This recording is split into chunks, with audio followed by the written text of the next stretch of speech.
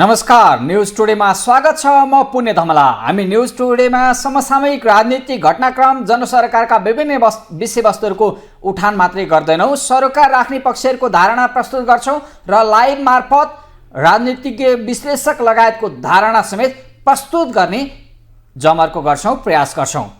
विशेष गरी हामी न्यूज टुडेमा पछिल्लो राजनीतिक अवस्था सँगसँगै सत्ता बनाउने र गिराउने राजनीतिज्ञहरूको खेलले देशमा अस्थिरता थप बढ्ने हो कि जनता र देशको चाहना अर्थात् सुखी नेपाली, समृद्ध नेपालको सपना पुरा नहुने हो कि भन्ने चिन्ता आम जनमानसमा बढिरहेको छ।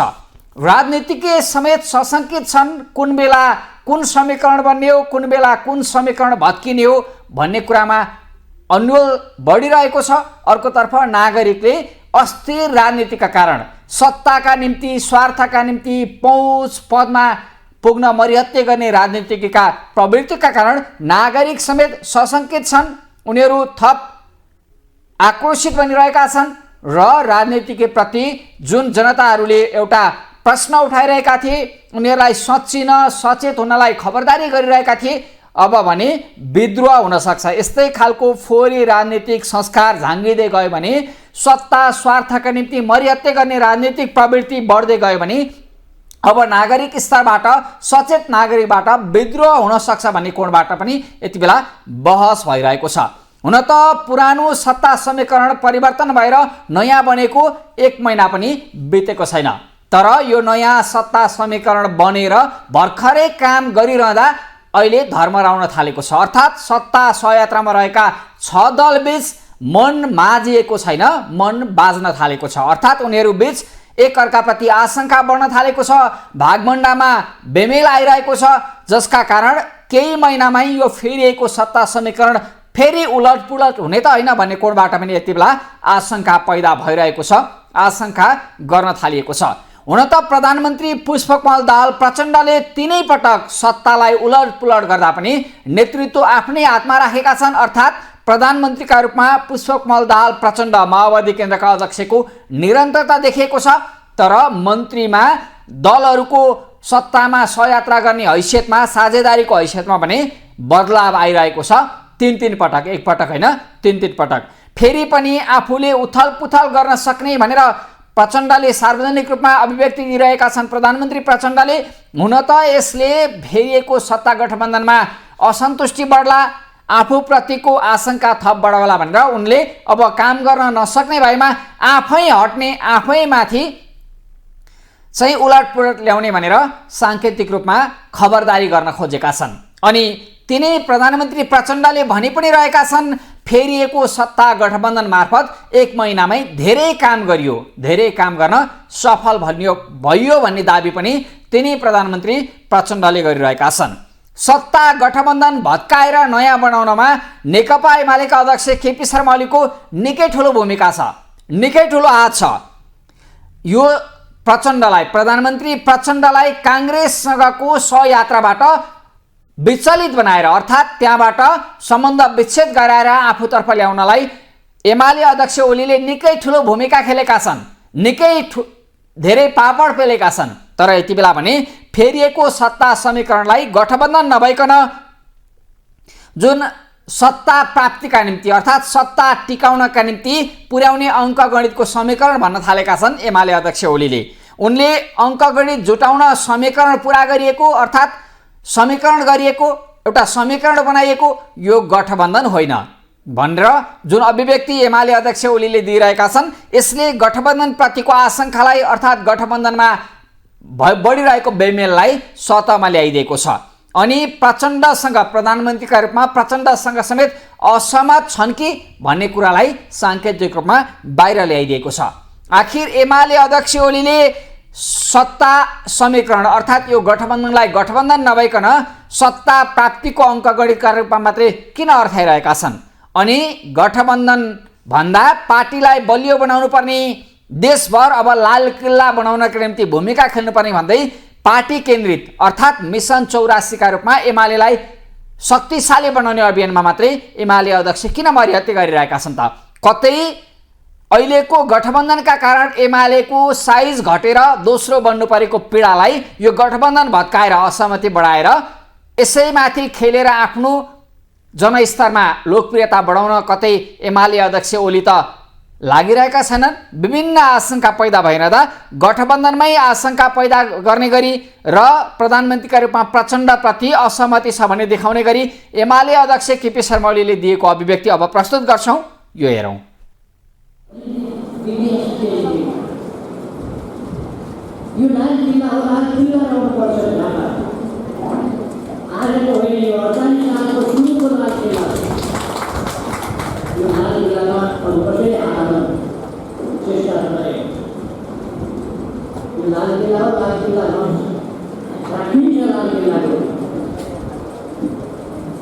गल्तीले जितेर गएकाहरूको माथि भूमिका हेर्नुहोस् त,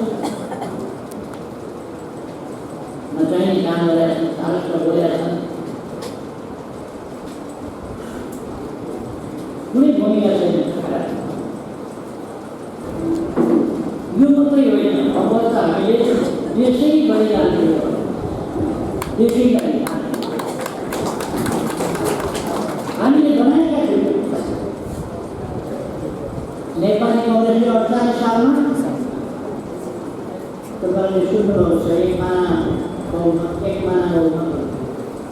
भनेको एक माना थियो, तर सबैले भन्न नजानेर एक माना बहुमत, नेपाली कांग्रेसको एक माना बहुमत भन्थ्यो। एक माना बहुमत ल्याएपछि नेकपा एमालेका मात्रै 30,000 कार्यकर्तालाई 3 वर्षमा हटायो। 30,000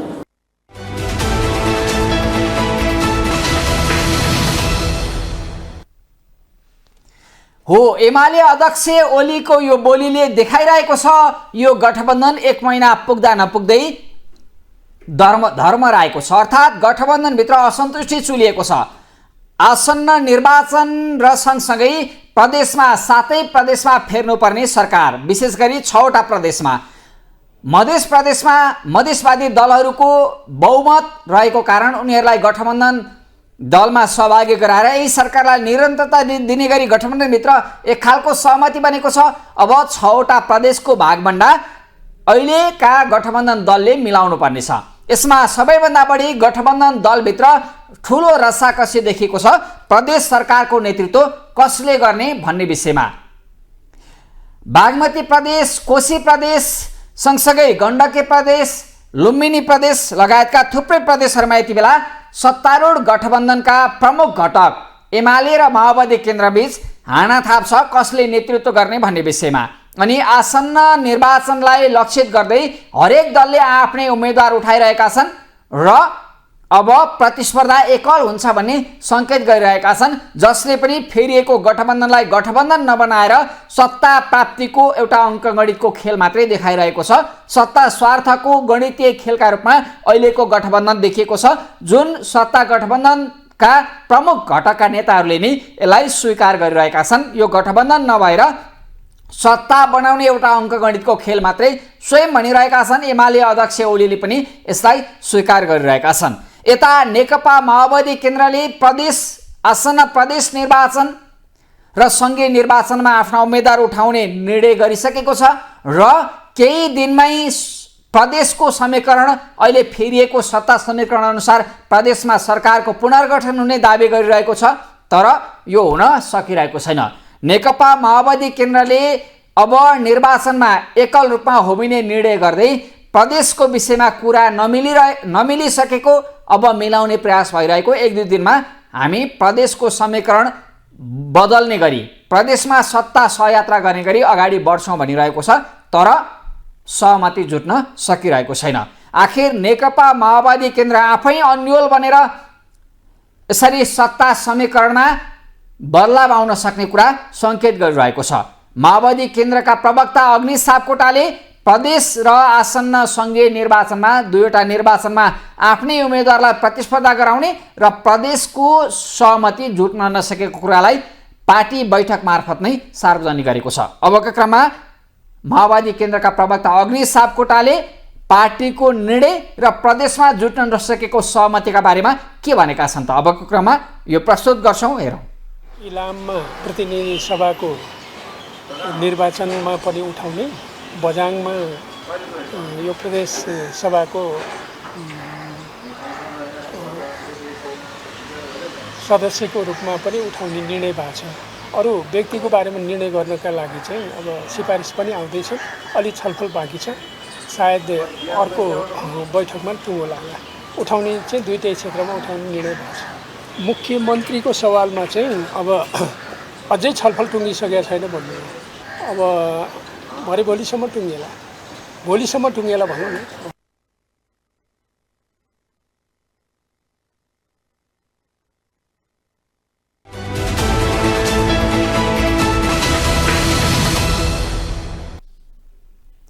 हो, सङ्घीय सरकारको भागमण्डा त मिलेको छ, तर प्रदेश सरकारको भागमण्डा अझै सत्तारूढ गठबन्धन बीच टुङ्गिएको छैन। जुन कुरालाई सत्ताको नेतृत्व गरिरहेको माओवादी केन्द्रले स्वीकार गरिरहेको छ, यता नेकपा एमालेका नेताहरू पनि सत्ता गठबन्धन फेरिएसँगै प्रदेशमा भागभण्डा मिलाउने गरी गृह कार्य गरिरहेका छौँ। अब फेरिएको समीकरण अनुसार नै सरकार अगाडि बढ्छ, त्यो गृह कार्यमा लागिरहेका छौँ भनिरहेका छन्।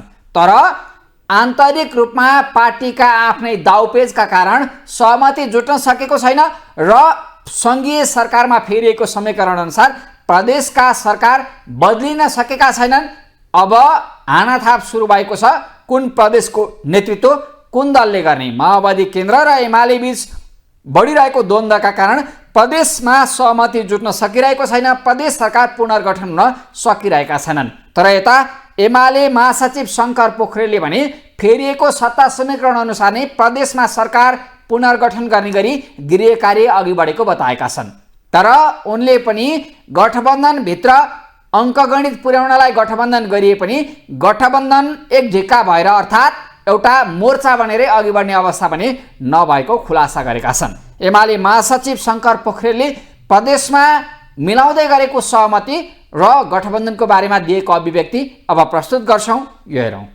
केन्द्रमा पार्टी नेतृत्वको सरकार बनिसकेपछि स्वाभाविक रूपमा प्रदेशमा पनि सरकारको परिवर्तन हुनेछ।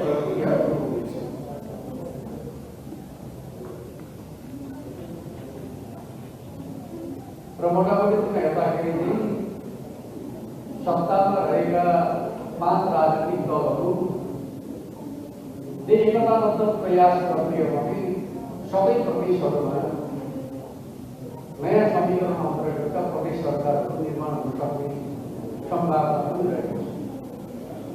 र त्यो हिसाबले पनि हामीले प्रयासहरू गरिरहेका छौँ र प्रमुख दलका बिचमा छलफल गरिकन मलाई लाग्दछ 2-4 दिनभित्र हामी प्रदेश सरकारलाई नयाँ समीकरण अन्तर्गतको सरकारमा बदल्ने काम प्रक्रिया आरम्भ गर्नेछौँ र त्यसमा बागमती प्रदेशमा पनि त्यही अवधारणा अन्तर्गत प्रदेश सरकार नयाँ गरी पुनर्गठित हुनेछ भन्ने विश्वास राख्छु।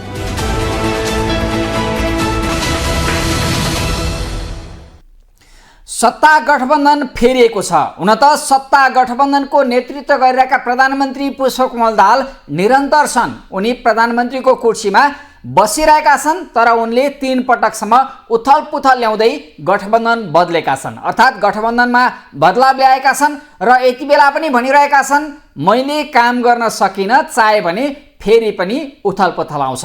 जुन प्रधानमन्त्री प्रचण्डको उथलपुथलको बोलीले यति बेला गठबन्धनभित्र विश्वास डगमगाएको छ, गठबन्धनभित्र आशंका बढिरहेको छ। अनि तिनी प्रधानमन्त्री प्रचण्डले विभिन्न मुद्दाहरूमा राष्ट्रिय एजेन्डामा सँगै हिँड्नुपर्ने र टिआरसी विधेयक शान्ति प्रक्रियाका बाँकी काम पुरा गर्ने विषयमा र विभिन्न कानुन अर्थात् राष्ट्रिय महत्त्वका विभिन्न कानुन निर्माणको पक्षमा सहमत गराउन प्रमुख प्रतिपक्षी दल नेपाली काङ्ग्रेसका सभापति शेरबहादुर देउवालाई भेट गरेका छन् मध्यराती। यसले पनि गठबन्धनभित्रको एउटा असन्तुष्टिलाई आशंकालाई बढावा दिइरहेको छ। यति मात्रै होइन, एमाले अध्यक्ष केपी शर्मा ओली र माओवादी केन्द्रका अध्यक्ष समेत रहेका प्रधानमन्त्री प्रचण्ड बीच मनमुटाव बढिरहेको हो कि भन्ने सङ्केत देखिँदै गर्दा सत्ता गठबन्धन भत्किएको करिब 1 महिना पुग्दै गर्दा काङ्ग्रेस सभापति शेरबहादुर देउवासँग प्रधानमन्त्री प्रचण्डले गरिरहेको भेटघाटले आशंका उब्जाइरहँदा काङ्ग्रेसका नेताहरू भने अब गठबन्धन बनाउने र भत्काउने फोहोरी खेलमा आफूहरू लाग्न नहुने बताइरहेका छन्। तर भित्रभित्रै काङ्ग्रेसका नेताहरूमा सत्ता गठबन्धनबाट अर्थात् सत्ताको स्वादबाट बाहिरिनु परेको पीडा छ, छटपटाहट देखिएको छ।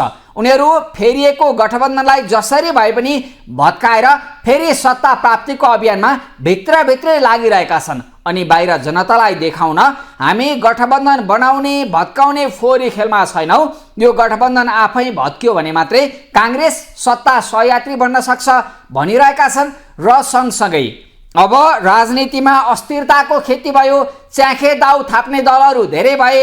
यी च्याखे दाउ थाप्ने दल र अस्थिर राजनीतिक व्यवस्थालाई रोक्नका निम्ति अब विचार मिल्ने ठुला दलहरू मिल्नुपर्ने कुरा पनि गरिरहेका छन्। अर्थात् काङ्ग्रेसका महामन्त्री गगन कुमार थापाले भनिरहेका छन् अब च्याखे दाउ थाप्ने सत्ताको खेलमा लागेर अस्थिरताको खेती गर्ने दलहरूलाई तह लगाउन केही कानुन, निर्वाचन प्रणाली, राजनीतिक व्यवस्था, केही कानुनमा संशोधन गर्नुपर्ने ठाउँमा अब एमाले र काङ्ग्रेस मिल्नुपर्छ। अनि च्याखे दाउ थाप्ने र अस्थिरताको खेती गर्ने, जता टाँसिएर भए पनि जोसँग पुगेर भए पनि सत्ताको निम्ति मरिहत्ते गर्ने यो खेती, अस्थिरताको खेती बन्द गर्नुपर्छ भनिरहेका छन्। तर सत्ताको दाउपेचमा भित्रभित्रै भूमिका खेलिरहे पनि, दौडधुप गरे पनि, सत्ताबाट बाहिरिनु पर्दाको पीडा विभिन्न माध्यमबाट अभिव्यक्त भइरहे पनि काङ्ग्रेस महामन्त्री गगन थापाले भनिरहेका छन् अब गठबन्धनको यो फोहोरी खेलबाट बाहिर आयौँ, अब पार्टीलाई बलियो बनाउनुपर्छ, आफ्ना सिद्धान्त र विचारलाई बलियो बनाउनुपर्छ, जनताका मुद्दामा गुण या दोषका आधारमा समर्थन गर्ने, विरोध गर्ने, देश र जनतालाई प्राथमिकतामा राखेर अघि बढ्नुपर्छ। पार्टी बलियो भयो भने, जनताको मन जितियो भने मात्रै सत्तामा फर्किन सकिन्छ भन्ने अभिव्यक्ति दिएका छन्।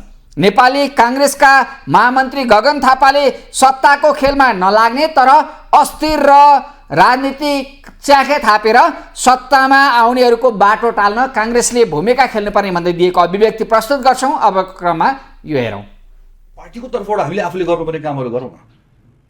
हामीहरू अलमलले पनि हुन्न। हामीहरू कोही कति साथीहरू भन्नुहुन्छ कम्युनिस्ट पार्टीहरू मिले के हुन्छ? अरे बाबा, कम्युनिस्ट पार्टीहरू रातारात मिलेको हामीले देखेको होइन। कम्युनिस्ट पार्टीहरूको बिचमा प्रेम भएको पनि देखेको, विवाह भएको पनि देखेको, डिभोर्स भएको पनि देखेको, दुईटा पाइलट मिलेर प्लेन चलाएको पनि देखेको। कम्युनिस्ट र दरबारी शक्ति मिल्दाखेरि त त्योसँग लडेर आएको ताकत राख्ने नेपाली काङ्ग्रेस पार्टी हामीहरू आज को मिल्ला, यसले त्योसँग मिले के होला, त्यसले त्योसँग मिलेर के होला भनेर हामीले त्यो आफूलाई कमजोर बनायो भने हामी थप कमजोर हुँदै जान्छौँ, थप खोक्रो हुँदै जान्छौँ। हामी जहाँ रणनीतिक हुनुपर्ने त्यहाँ रणनीतिक पनि हुन्छौँ। जहाँ हामीले यी खालका पुवालहरू टाल्नका निम्ति नेपाली काङ्ग्रेसले जुन प्रष्टताका साथमा संविधानमा, कानुनमा ल्याउनु पर्ने बदलावका निम्ति हामी आवश्यक पहल पनि लिन्छौँ। तर पार्टीको रूपमा हामीले के ठान्छौँ भने जो मिल्छन् नेपाली काङ्ग्रेस आफ्नो ताकतका आधारमा, आफ्नो बलका आधारमा हामीहरू आम जनताको बिचमा जान्छौँ भन्ने एउटा सोचका साथमा हामीहरूले आफूलाई तयार पनि राख्नुपर्छ। यही बाटो हामी हिँड्नुपर्छ। मेरो अन्तिम बुदा अब के गर्ने भन्ने सन्दर्भमा केही पनि अलमल छैन। 332वटा पालिकामा हामीहरू छौँ। हामीहरू 2600 भन्दा बढी वडाहरूमा हामीहरू छौँ। जहाँ हामी सरकारको जिम्मेवारीमा छौँ त उत्कृष्ट काम गरेर देखाउने। काङ्ग्रेसले गभर्नेन्स कसरी दिन्छ, काङ्ग्रेसले डेलिभरी कसरी गर्छ, काङ्ग्रेसले आम नागरिकहरूको विकासको त्यो चाहनालाई कसरी सम्बोधन गर्छ, स्थानीय सरकारको त्यो मञ्चलाई हामीले सही ढङ्गले प्रयोग गर्नुपर्छ। हामी प्रदेशमा छौँ, हामी सङ्घमा, हामी संसदमा सबभन्दा ठुलो पार्टी छौँ। त्यहाँ हामी यथेष्ट जनता, देश र जनताको पक्षमा उचित भूमिका, उपयुक्त भूमिका हामीले त्यहाँ निर्वाह गर्ने। हामी पार्लियामेन्टभित्र आफ्नो भूमिका निर्वाह गर्छौँ, प्रदेशको पार्लियामेन्टमा आफ्नो भूमिका निर्वाह गर्छौँ, स्थानीय सरकारको भूमिका हामी निर्वाह गर्छौँ। र पार्टीको ठाउँमा हामीले अब पार्टीलाई सुदृढ बनाउने हो, पार्टीलाई शुद्ध बनाउने हो, पार्टीलाई सफा पनि गर्ने हो, पार्टीलाई एकदम बलियो बनाउने हेर्नुहोस्। भर्खरको महासमितिको बैठकमा हामीले भनेका छौँ कि यो गठबन्धनहरू केही छिनको त्राण मात्र, हाम्रो प्राण भनेको हाम्रो समर्थक हो, हाम्रो शुभेच्छुक हो, हाम्रो सदस्य हो। हामीले सम्झने हो हामीले यो पार्टी कस्तो अवस्थामा हामीले स्थापना गरेको पार्टी हो। यो पञ्चायतमा कसरी लडेर आएको, माओवादीको कथित युद्धको बेला हाम्रो साथीहरू मारिँदै गर्दा पनि पार्टीलाई कसरी जोगाएको, कसरी हामीले देशलाई अप्ठ्यारो परेको बेलामा चाहे त्यो जनआन्दोलनको नेतृत्व गर्ने हो, चाहे संविधान निर्माण गर्ने काम होस्, त्यो जिम्मेवारी कसरी निर्वाह गरेर आएको। आज आम जनता र निराशाको यो बिचमा जाकिएको बेलामा यसबाट बाहिर निकाल्नका लागि नेपाली कांग्रेस पार्टीले संसदको मञ्चबाट पनि स्थानीय सरकारको मञ्चबाट पनि आफ्नो भूमिका निर्वाह गर्ने हो। महासमितिले पारित गरेको 20 बुँदे पार्टीको सुधारको, पार्टीलाई सुदृढ बनाउने जुन कार्ययोजना छ त्यो कार्ययोजनाको आधारमा प्रत्येक पार्टीको प्रत्येक कमिटीले, प्रत्येक जिम्मा लिएको साथीले काम गर्ने हो। देशभरि पार्टीलाई सुदृढ बनाउने गरिकन काम गरौँ। हामी पनि अभियान लिएर देशभरि आउँछौँ, तपाईँको गाउँमा आउँछौँ, तपाईँको ठाउँमा आउँछौँ, साथीहरूसँग बस्छौँ, कुराकानी गर्छौँ। यसका निम्ति म तमाम सबै पार्टीको साथीहरूलाई अपील गर्न चाहन्छु। 2079 सालको निर्वाचन माओवादी लगायतको दलहरूसँग एउटा गठबन्धनमा लडेको हुनाले गर्दा 84 मा जे भए पनि 84 सम्म त्यो गठबन्धनप्रति इमान्दार रहनुपर्छ भन्ने हामी सबैको एकमत थियो। तर माओवादीले यो गठबन्धन भत्काइसके पछाडि अब हामी पनि यो बन्धनबाट मुक्त भएका छौँ। हाम्रा निम्ति पनि अब सबै खालका विकल्पहरू जायज भएका छन्। त्यसैले संसदमा कसैको पनि बहुमत नपुगेको, कुनै एउटा दलले मात्र बहुमत पुर्याउन नसक्ने अवस्था रहेको यो परिस्थितिमा नेपाली कांग्रेस पार्टीले के गर्नुपर्छ, के गर्न सक्दछ, के गर्नुहुन्छ भन्नेतर्फ हामीहरू सचेत छौँ। जे गर्नुपर्ने त्यो कुराहरू गर्छौँ। यसो निश्चिन्त रहनु होला।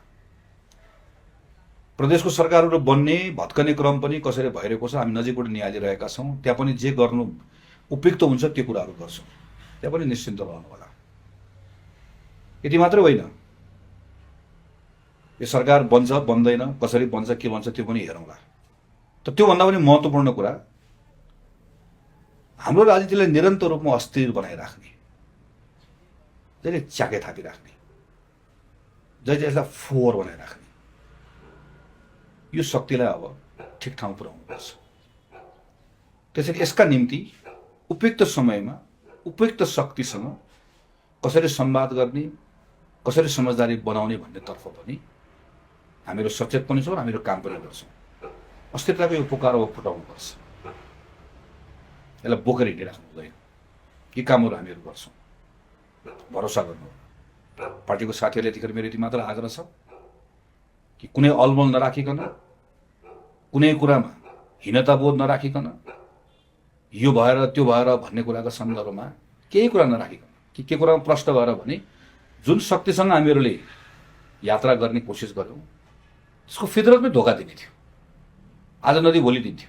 यो त हुन्थ्यो समयमा भयो, जसको कारणले गर्दा हामीले सम्हालिने मौका पाएका छौँ, आफूलाई थप बलियो बनाउने मौका पाएका छौँ, हामीलाई शुद्ध बनाउने मौका पाएका छौँ। नेपाली कांग्रेसलाई अब फेरि कांग्रेस जस्तो बनाउने एउटा अवसर पाएका छौँ। यसलाई रिबिल्ड गर्ने, रिस्टार्ट गर्ने, यसलाई फेरि रिस्ट्रेन्थन गर्ने एउटा मौका पाएका छौँ।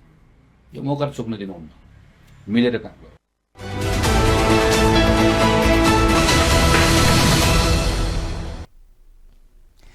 कांग्रेस महामन्त्री गगन थापा भनिरहेका छन् अब कांग्रेस बलियो बन्ने समय हो। माओवादी केन्द्रका अध्यक्ष प्रधानमन्त्री प्रचण्डले कुनै पनि बेला धोका दिन सक्छे। उनले धोका दिनु नै थियो, बेलैमा दिए। कांग्रेस परिष्कृत हुने, सच्चिने अर्थात् जनतामाझ गएर आफूलाई निखार्ने तिखार्ने मौका मिल्यो भनिरहेका छन्। भित्रभित्रै बेखुसी भए पनि, सत्ताबाट बाहिरिनु पर्दाको पीडा भए पनि बाहिर भने खुसी भएको अभिव्यक्ति सार्वजनिक गरिरहेका छन्। अनि भनिरहेका छन् को मिल्लान्, कसको गठबन्धन बन्ला, को गठबन्धनमा जालान्, वामपन्थी मिल्लान् या नमिल्लान्, यतातर्फ नअल्मल्यौँ।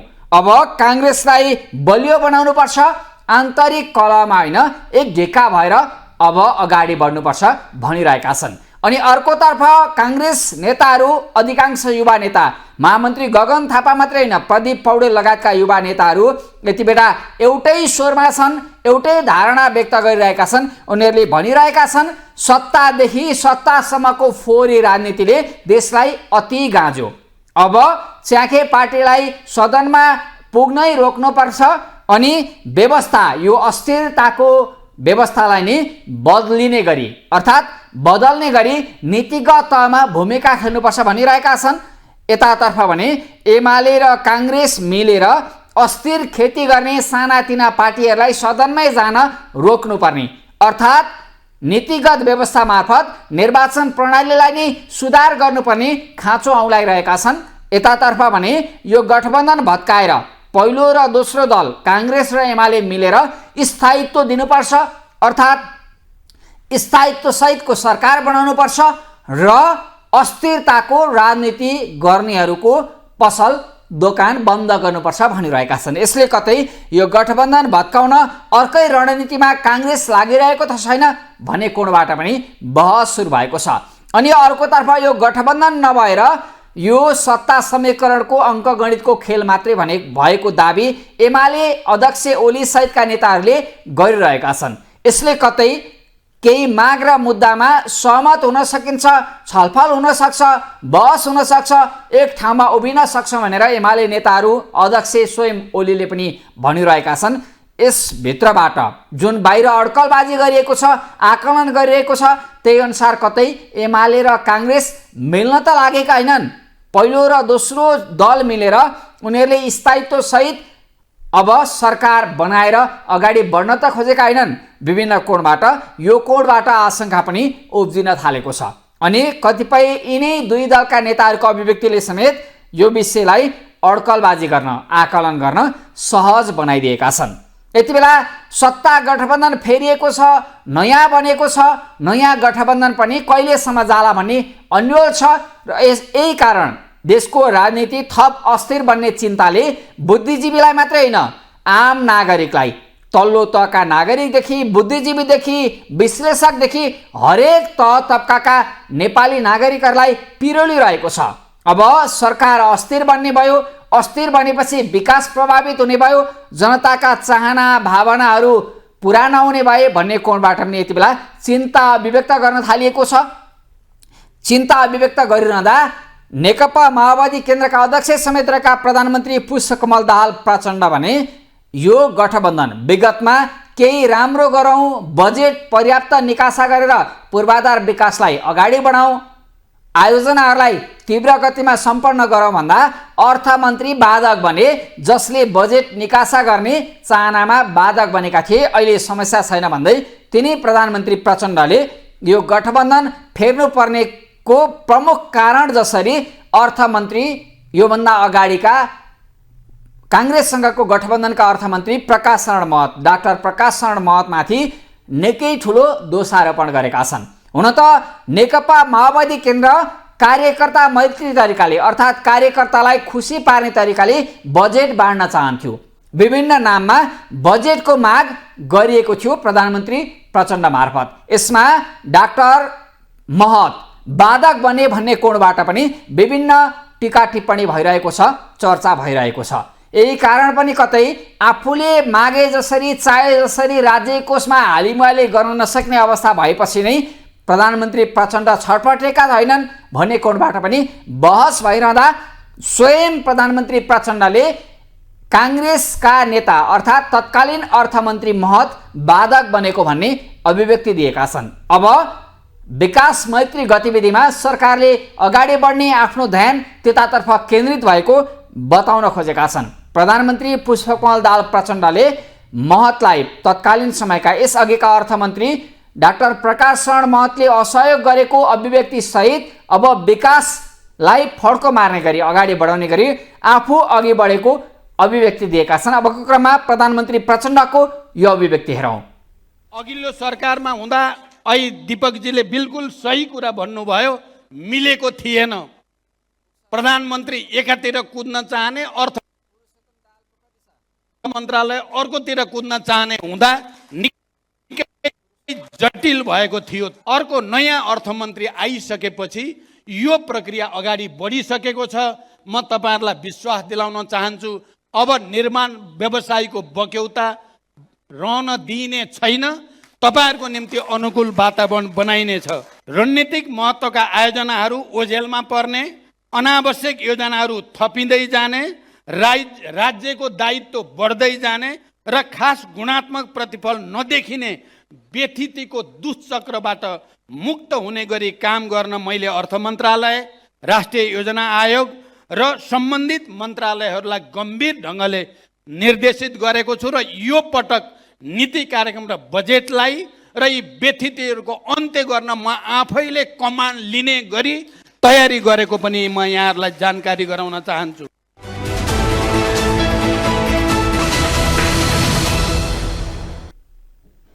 नेपाली राजनीतिमा अस्थिरताका खेलाडी भनिन्छन् मानिन्छन् प्रधानमन्त्री प्रचण्ड। अनि उनी आफै स्वयं पनि मलाई झोक चल्यो भने उथल पुथल ल्याउँछु भनेर अभिव्यक्ति दिन्छन्, अस्थिरताको पर्याय हो भन्ने अभिव्यक्ति स्वयं आफै दिइरहेका छन्।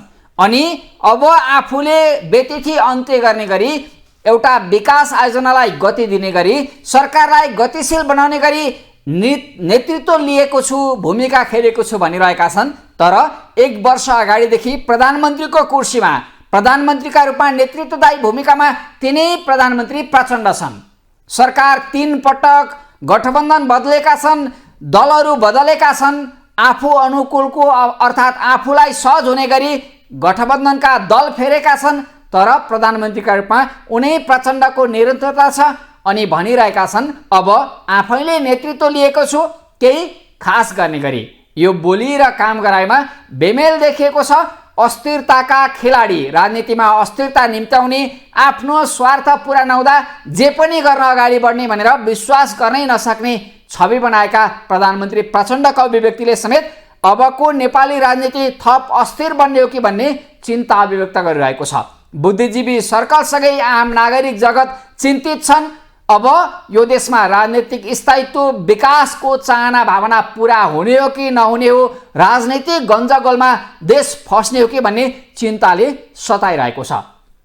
आखिर प्रदेशको भागभण्डा, प्रदेश सरकारको भागभण्डा आसन्न, 2वटा उपनिर्वाचनका कारण गठबन्धनमा दरार आउला या यही गठबन्धनले निरन्तरता पाउला। अनि प्रधानमन्त्री प्रचण्डले भने जस्तै दौडिन चाहेको छु, खास केही नेतृत्वका रूपमा गर्न चाहेको छु भन्ने कुरा नै देखिएला अथवा यो अभिव्यक्ति गफमा मात्रै सीमित होला। आम जनले यति बेला चासोसहित हेरिरहेका छन्, कुरिरहेका छन्। तपाईँ न्युज टुडे हेरिरहनु भएको छ। न्युज टुडेमा अब हामी एकैछिन विश्राम लिन्छौँ। विश्रामपछि पुनः उपस्थित हुनेछौँ।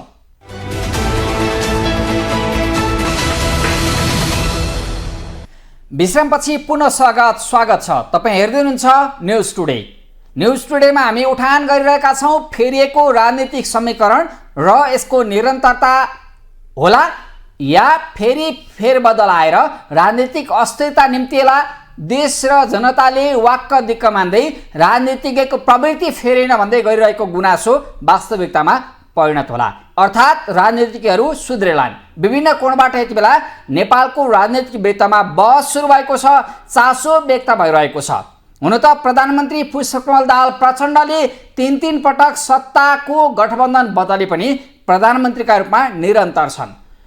यति बेला सत्ता सहयात्रामा अघि बढेको नेकपा एमाले समेत हामीले सत्ता गठबन्धनको आयुसँग अर्थात् प्रधानमन्त्री यति समय हुने यसपछि फेर्ने भन्ने विषयमा सोचेका छैनौँ, टाइम तोकेका छैनौँ।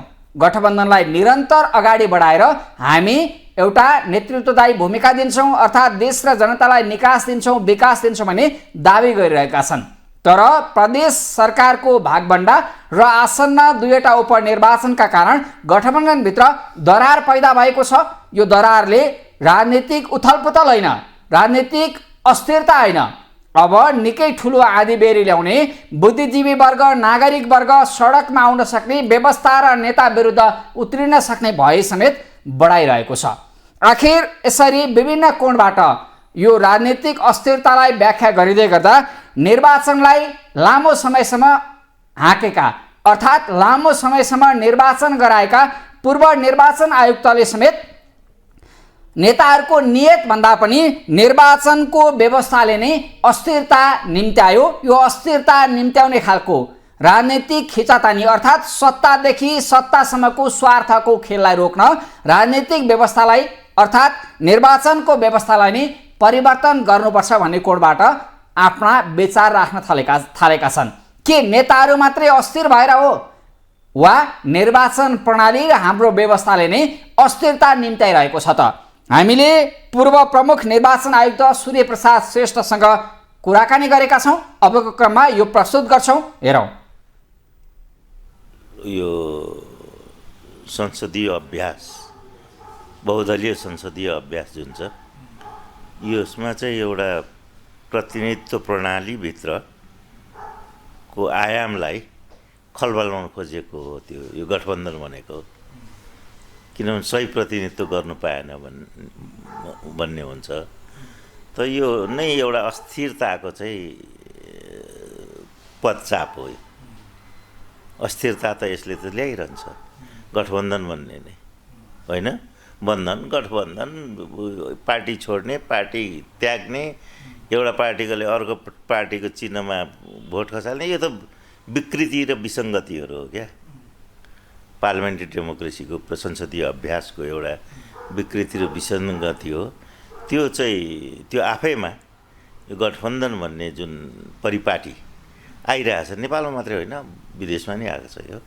त यो परिपाटीले एउटा प्रजातान्त्रिक एउटा लोकतान्त्रिक मूल्य र मान्यतामा आधारित बहुदलीय राजनैतिक प्रणालीमा को अभ्यासमा एउटा विचलनको अवस्था छ।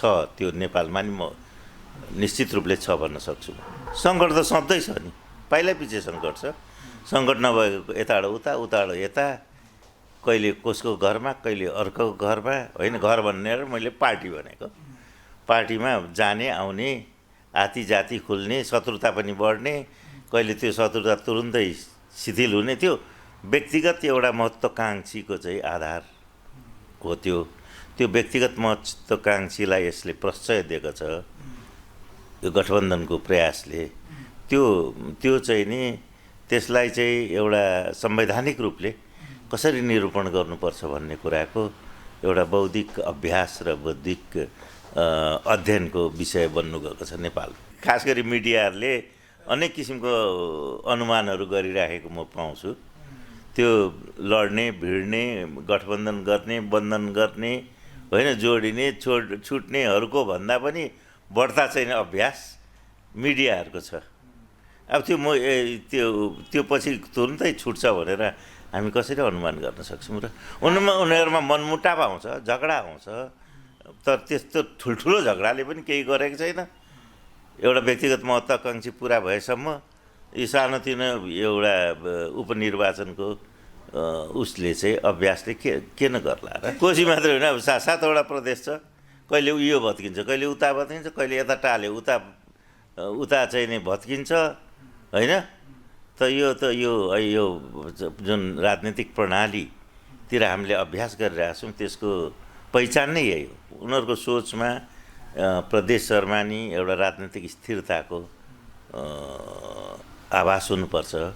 प्रदेशहरूको राजनैतिक दलहरू पनि स्थिर हुनुपर्छ, सिद्धान्तनिष्ठ हुनुपर्छ, आफ्नै कार्यक्रम र सिद्धान्त नीतिमा चल्ने हुनुपर्छ भन्ने चाहिँ नेतृत्ववर्गमा त्यो सोच हुनु निहायत जरुरी छ। ल प्रदेशमा तपाईँको चाहिँ नि विरोधी पक्षकै सरकार चल्यो त के बिग्रिन्छ त? बिग्रिँदैन। हेर्नुहोस् भारतमा भन्नुहोस्, अरू ठाउँहरूमा पनि त्यो चलिरहेको छ, चल्नु दिनुपर्छ उनीहरूलाई स्वतन्त्र रूपले। तर त्यहाँ चाहिँ हस्तक्षेपकारी भूमिका गरेर सरकार परिवर्तन गर्ने, केन्द्रमा जे सरकार छ त्यही सरकार प्रदेशमा चाहिन्छ भन्ने हो भने त प्रदेशै चाहिँदैन नि, चाहिन्छ त? किनभने त्यो प्रदेशको एउटा स्वतन्त्र विवेक र स्वतन्त्र अस्तित्व र एउटा राजनीतिक स्वतन्त्रताको क्षेत्रभित्र उनीहरूले काम गर्ने हो। त्यो स्वतन्त्रता उनीहरूलाई दिनु पनि पर्छ, दिनु आवश्यक छ। तपाईँलाई नै थाहा छ, सोध्नेलाई नै। अब पवित्र भनेर कसरी भन्नु, होइन? एउटा झन्डा छ, एउटा चिन्ह छ, अर्कोलाई भोट खसाल भन्छ, उता जा भन्छ, त्यसलाई कसरी पवित्र भन्नु? एउटा स्वच्छ पहिले आउँछ। यो तपाईँको जुन प्रतिनिधित्व प्रणाली जुन छ नि, तेस्रो दल जो इमर्ज गर्छ त्यसले त कि ओतिर कि पल्लो बिचमा बसेपछि कि यता लाग्छु कि उता लाग्छु भनेर सोचिहाल्छ नि। कहाँनिर आफूलाई फाइदा छ त्यो हाम्रो सिस्टम नै हामीले त्यस्तो बनाइदियौँ क्या। त्यो प्रचण्डलाई व्यक्तिगत दोष मात्रै दिएर पनि हुँदैन। त्यो प्रचण्डको ठाउँमा ओली भए पनि अथवा शेरबहादुरले पनि त्यही गर्यो, ओलीले पनि त्यही गरिरहेछ भने सिस्टम नै हाम्रो चाहिँ त्यो छ। र प्रचण्डले पनि त्यो भित्र चाहिँ दहमा हाम फालेपछि पौडी खेलेर म बाहिर जान्छु भन्ने त प्रयास त भइहाल्छ नि, होइन? तिनै म डुब्छु भन्ने त हुँदैन। कसो गर्दाखेरि चाहिँ दह पार गरिन्छ भन्नेमा न लाग्छ।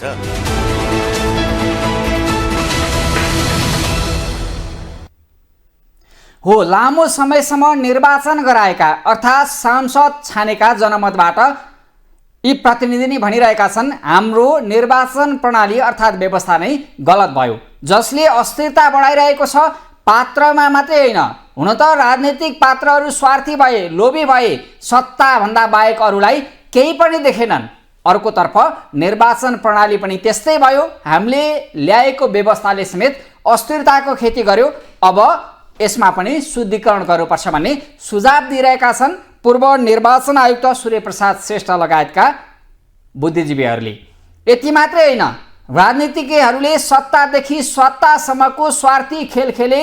यिनीहरूसँग सत्ता प्राप्ति मात्रै अन्तिम अस्त्र बनिरहेको छ, योभन्दा बाहेक केही देखेनन्। जसका कारण यो अस्थिरताले, यो राजनीतिक अस्थिरताले ठुलो आँधीबेहरी ल्याउन सक्ने आकलन गर्न थालिएको छ।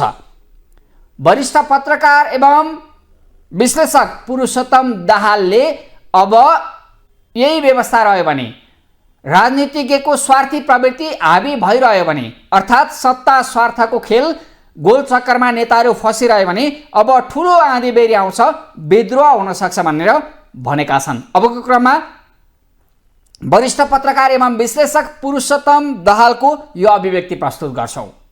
यो अवसरवादको कुरा हो, अवसरको कुरा हो। यो अवसर कसले कता कहाँनेरि प्राप्त गर्छ त्यस हिसाबले भएका चाहिँ सहसम्बन्धहरू हुनालेका यसलाई एकदम नै राजनीतिक भाषामा भन्ने हो भने यो बिल्कुलै सिद्धान्तविहीन, एक प्रकारको भन्ने हो भने अराजक र नीतिविहीन पनि भन्न मिल्छ। किनभने विचार मिल्नेहरूका बिचमा सहकार्य हुन्छ, सहयात्रा हुन्छ, गठबन्धन हुन्छ। एकदम नै ठुलो राष्ट्रिय सङ्कट परेको छ भने त्यस्तो बेलामा सबै एक ठाउँमा हुन सक्छन्। जस्तो 62-63 सालमा सबै विचारका मान्छे एक ठाउँमा भए, राजा बान्ने बाहेक अरू सबै त एक ठाउँमा भए। अब त्यस्तो अवस्था आउन सक्छ जस्तो चाहिँ कुनै विशेष अवस्थामा। अन्यथा सामान्य अवस्थामा जब नेपालमा लोकतान्त्रिक एउटा संस्कृतिको जग बसाउनु छ, निर्माण गर्नु छ, त्यस्तो बेलामा जति सत्ताको लागि गठबन्धनहरू भएका छन् ती सिद्धान्तविहीन नै हुन्। तपाईँले भनेको प्रश्न एउटा जायज प्रश्न हो कि सिद्धान्तविहीन नै गठबन्धन हो। यसको कुनै पनि आधारमा यसलाई पुष्टि गर्न सकिँदैन।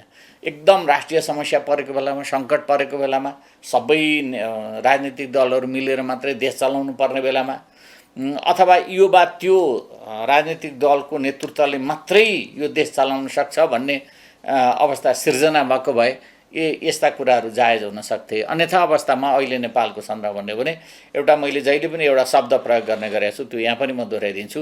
अन्तिम सत्य भनेको सत्ता हो। अर्थात् सत्ता बाहेक कुनै पनि सत्य छैन भन्ने सिद्धान्तका आधारमा अहिले सबै यो शक्ति सन्तुलनका कुरा, सरकारको फेरबदलका कुरा, गठबन्धनका कुरा, अनि पावर सेयरिङका कुरा आदि इत्यादि भइराखेका छन्। अब यसले धेरै कुराहरू ल्याउन सक्छ। एउटा कुरा त आम नागरिकमा जुन ढङ्गले एउटा निराशा विकास हुनसक्छ भोलि, पहिला आम नागरिकमा पुग्दैन निराशा। निराशा कसमा विकास हुन्छ भन्दा सचेत मान्छेहरूमा विकास हुन्छ। सबभन्दा पहिला सचेत मान्छेहरूले यो कुरालाई कसरी औँल्याउँछन्, सचेत व्यक्तिहरूले यस्तो कुराहरूलाई कसरी व्याख्या गर्छन्, यसको परिभाषा कसरी गर्छन्, यसलाई आम रूपमा कसरी पुर्याउँछन्, कुन वैचारिक धरातलमा लिएर जान्छन्, पहिलो त्यहाँबाट यसको प्रभाव सुरु हुन्छ। त्यसपछि आम नागरिकसम्म यो विषयवस्तु पुग्यो भने र जसरी सचेत मान्छेहरूले बुझेका छन् र उनीहरूले तलसम्म बुझाउन गए भने वास्तवमा एउटा भयानक विस्फोट हुनसक्छ। त्यो विस्फोट भनेको अहिलेको राजनीतिक प्रणालीदेखि राजनीतिक नेतृत्व सबैका विपक्षमा हुनसक्छ। किनभने त्यो मान्छेहरूमा जब निराशाको उत्कर्ष हुन्छ त्यो स्वाभाविक विस्फोटित हुन्छ। त्यो निराशा कुनै न कुनै रूपमा त्यसले निकास खोज्छ। त्यो निकास खोज्ने बेलामा प्रणाली पनि भन्दैन, नेता पनि भन्दैन। त्यो बेला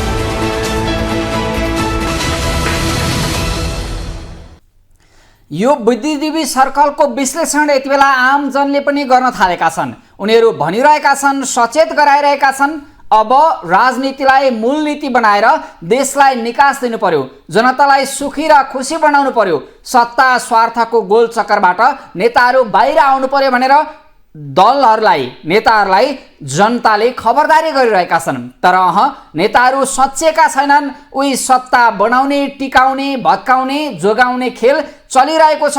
सत्तादेखि सत्तासम्मको राजनीतिक यात्रालाई अन्तिम गन्तव्य मानिरहेका दल र नेता अब सच्चिनु पर्नेछ। होइन भने कि सच्चिने कि सकिने भन्ने सिद्धान्त, अर्थात् सकिने कि सच्चिने भन्ने कुरा आगामी निर्वाचनमा लागू हुनेछ र खबरदारी गरेका दल र नेताहरूलाई जनताले नै सबक सिकाउने अवस्था आउनेछ। यतातर्फ दलहरू र नेताहरू नपुगुन्। जनताले यति बेला खबरदारी गरिरहेका छन्, नेताको प्रवृत्ति सुध्रिएला भन्ने आशा र अपेक्षा गरिरहेका छन्। हवस् त आजलाई न्युज टुडे यति नै। अर्को दिन फरक विषयवस्तुसहित उपस्थित हुने नै छौँ। ग्लोबल टेलिभिजन हेर्दै रहनुहोला। नमस्ते।